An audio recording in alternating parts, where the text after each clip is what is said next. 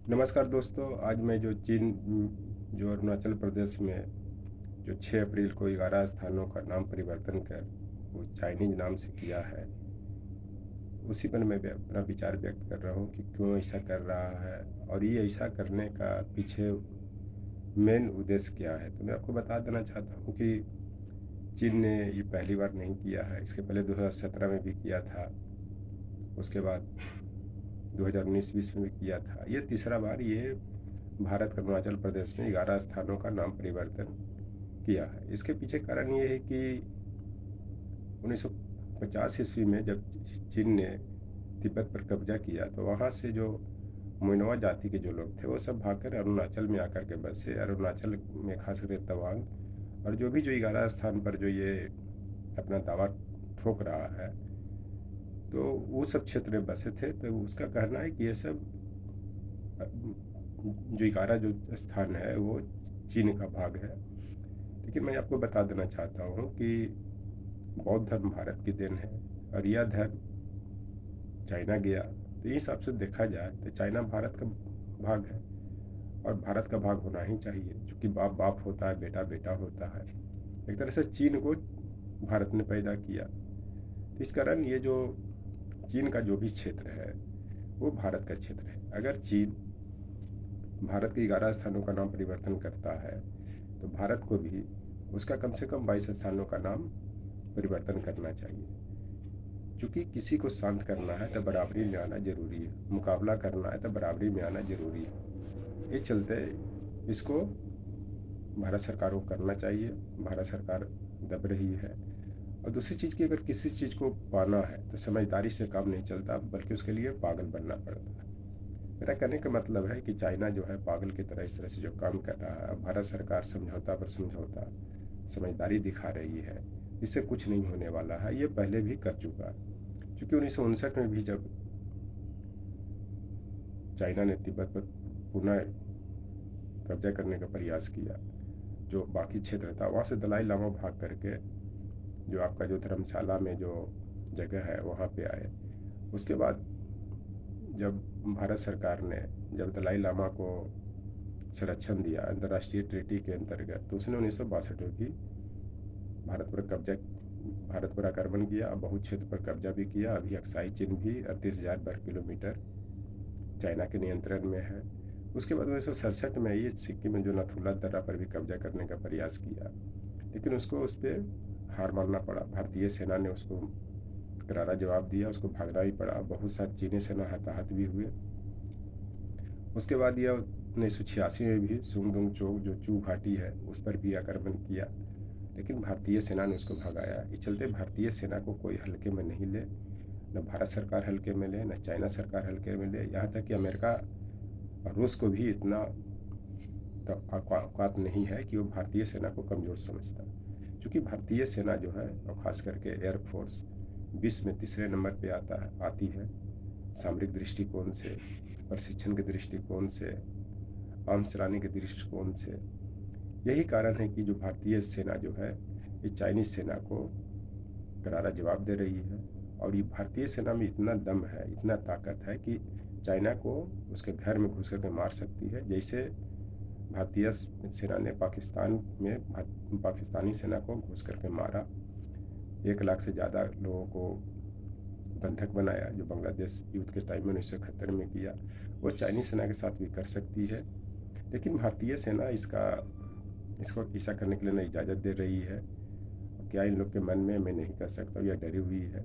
लेकिन एक बार मुकाबला होना चाहिए।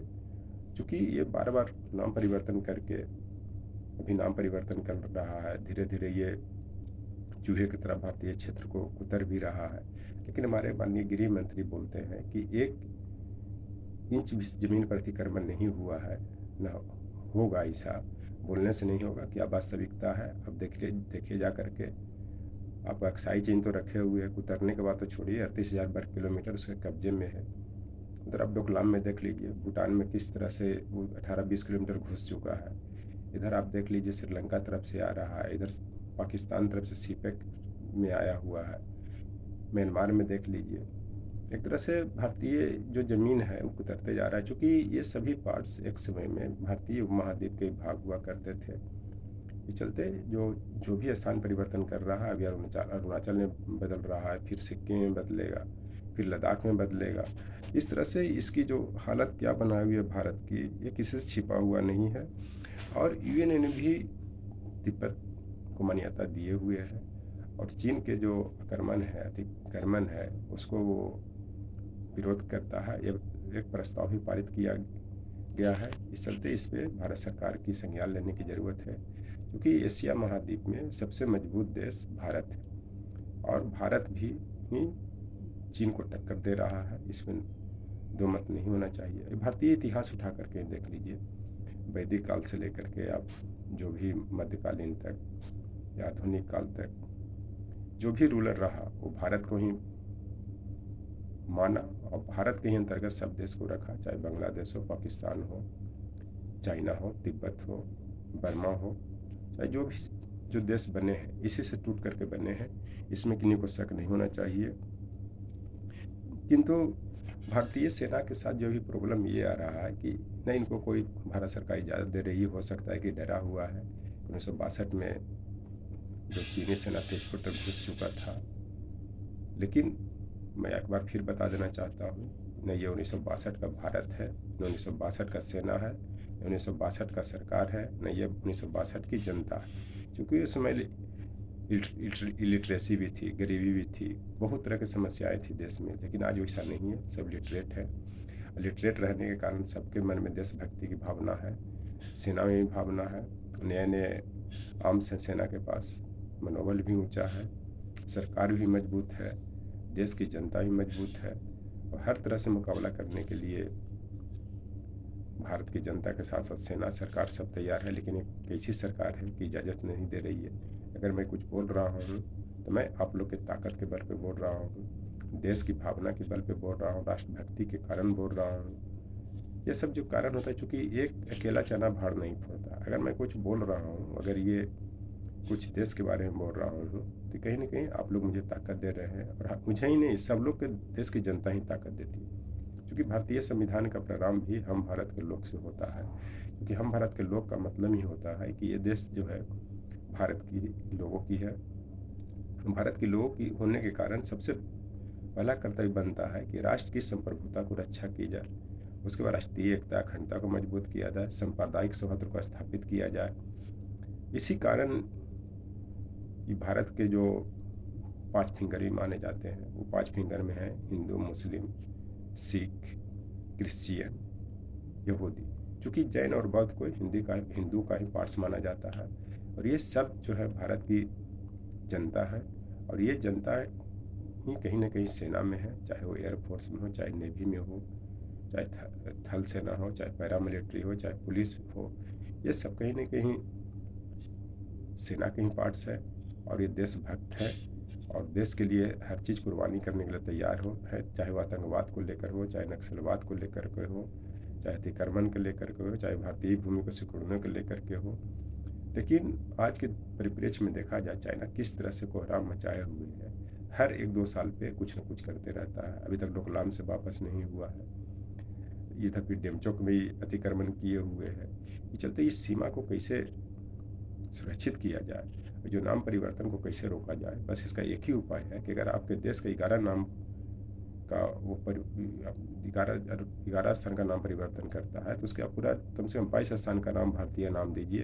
क्योंकि बौद्ध धर्म भारत की देन है, और बौद्ध धर्म के एक से एक विद्वान भारत में हैं, और वो विद्वान भी जानते हैं कि चीन में जो स्थान पड़े हैं, बहुत से बौद्ध धर्म के नाम पे पड़े हैं, उसको भारतीय नाम कैसे दिया जा सकता है, इस पर विचार करने की ज़रूरत है, और देना भी चाहिए। और तिब्बत को दुनिया का छत कहा जाता है। इस कारण कहा जाता है कि जो ये विश्व का छत है, ये एक छत के नीचे सब लोग आ जाते हैं, ऊंचाई पर भी है, बहुत ऊंचा है। एक छत के जो नीचे रहते हैं, आपस में सांप्रदायिक सौहार्द स्थापित करते हैं, सबको एक दूसरे का भला करते हैं। लेकिन जब एक छत के नीचे कोई एक व्यक्ति सबको डिस्टर्ब करता है, तो उसको दूध में से मक्खी को पीस करके जैसे निकाल के फेंक दिया जाता है, उस तरह से फेंकने की ज़रूरत है। मेरा कहने का मतलब है कि जो भी विश्व के देश हैं, चाहे अमेरिका हो, रूस हो, बांग्लादेश हो, पाकिस्तान हो, भूटान हो, नेपाल हो, ये सब मिल करके ये चाइना को मक्खी की तरह पिसल करके फेंक देने की ज़रूरत है, क्योंकि कहीं ना कहीं सब देश को डिस्टर्ब कर रहा है, किन्हीं से छिपा हुआ नहीं है।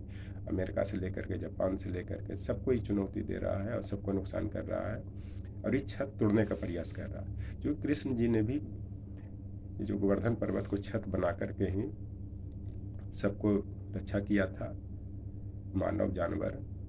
तो एक तरह से छत को रक्षा करने के कृष्ण जी के कॉन्सेप्ट से आया कि एक छत के नीचे सब आदमी को सुरक्षा मिलती है, लेकिन ये छत जो है तोड़ने का प्रयास कर रहा है। यदि यह छत टूट जाएगी तो पूरा विश्व सुरक्षित नहीं रहेगा। इसमें खास करके भारत को इसमें हस्तक्षेप करने की ज़रूरत है और इसको आगे विचार विमर्श के साथ साथ जैसे भी मुकाबला करना पड़े करके इसको साइड करने की ज़रूरत है। तो इस पर एक शेर भी कहा गया है कि सफलता मात्र एक दिन में नहीं मिलती, किंतु एक दिन सफलता जरूर मिलती है। मेरा कहने का मतलब है कि सफलता एक दिन में नहीं मिलती है, इसके लिए मुकाबला करने की ज़रूरत है, हिम्मत हारने की ज़रूरत नहीं।